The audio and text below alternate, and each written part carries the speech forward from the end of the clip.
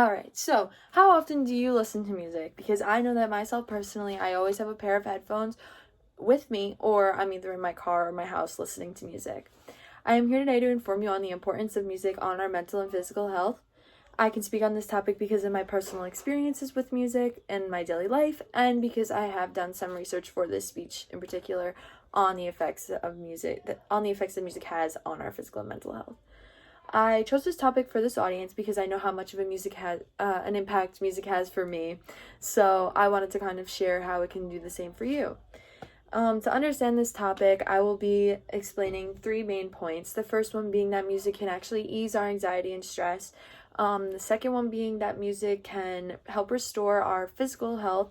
And the third one being that music has the power to trigger different emotions based on the genre that we are listening to.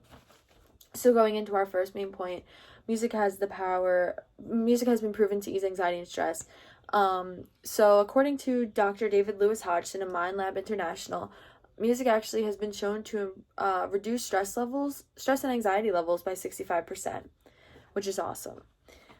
Music has the ability to initiate multiple cognitive processes in the brain, many of which have led to the assumption that music is actually what has led to the increased coping abilities and decreased psychological stress levels, which is very good because that is what actually gets you to, when you're listening to music, it kind of gets you to the point where you want to get up and going, like where it actually gets you happier and motivated to go and do something.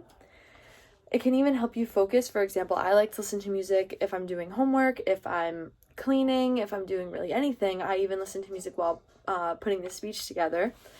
Another thing I do is I drive around almost all night long, all day long, either if I'm with friends or by myself, and I'm just listening to music. It kind of lets me feel the feelings I need to feel to get through something if I'm going through it, or it kind of lets me feel less alone in any situation that I could be going through.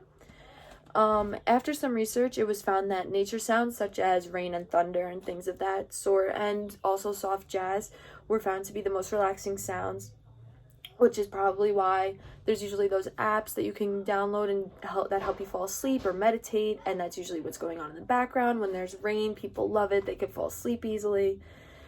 Finally, you must resonate with the music that you try to relax yourself with, because I know for me, that is rap. If I'm listening to something that I don't like, it's just going to make me angry or not want to listen to music anymore, honestly. It would be rap for me because that's what really gets me feeling motivated, especially female rappers right now. They kind of have been giving me like the female power that I need to kind of want to go out and make something of myself in the world, which may sound crazy, but it is very true. And then going on to our second point, music has been shown to restore damages to our physical health. It can actually improve blood flow when music is being played. It reduces heart rate, lowers blood pressure, and increases serotonin and endorphin levels in the blood, which are amazing because that can actually increase your mood and it can make you actually happier, and that would automatically just reduce your stress. Music has also been shown to stimulate memory. So, for example, this was crazy. There was a study done on dementia patients that actually allowed them to focus more on the conversation and have an open communication about their lives, rather than if music wasn't playing and they seemed more agitated or angry and could not focus on a conversation. There was also a method called music therapy, which was very common during World War I and World War II, which is actually used to improve your respiration and relax your muscle tension and lower blood pressure. And this is still very common in children, teens, and adults that are in a hospital setting, probably more often than others. I'm guessing that if a child is in a hospital for majority of their lives already, they have to offer some sort of way for them to want to keep going, and I'm guessing music therapy is a very fun way to want to kind of better yourself.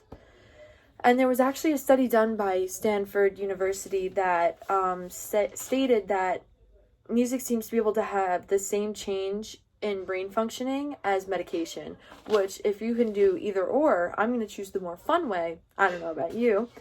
So then going into our third point, that music has the power to trigger all different sorts of emotions based on the genre.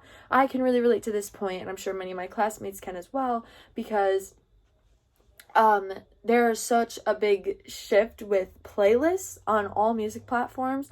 I know that no matter if you have Apple Music, if you go on YouTube, if you go on Spotify, there's a playlist for any kind of mood that you could be in. I have a sad playlist, a happy, upbeat, sleep, calming, motivating, any kind of music that you need, it's on there, because they know that if you listen to that kind of music, it gets you going in that mood.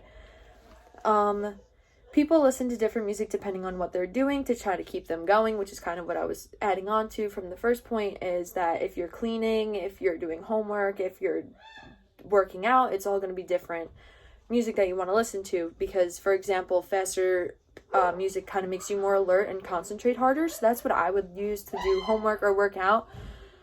A slower tempo is what I would use more if I was upset or trying to fall asleep or trying to meditate more.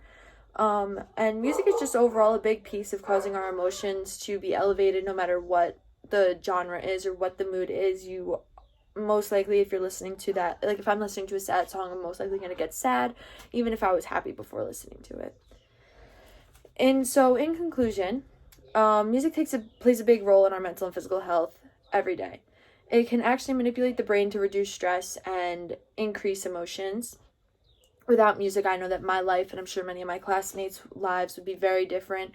I know mine would be a lot harder to cope with things because I don't have something that I can turn to. So, yeah, I'm just very grateful that music has been such a prevalent thing in my life.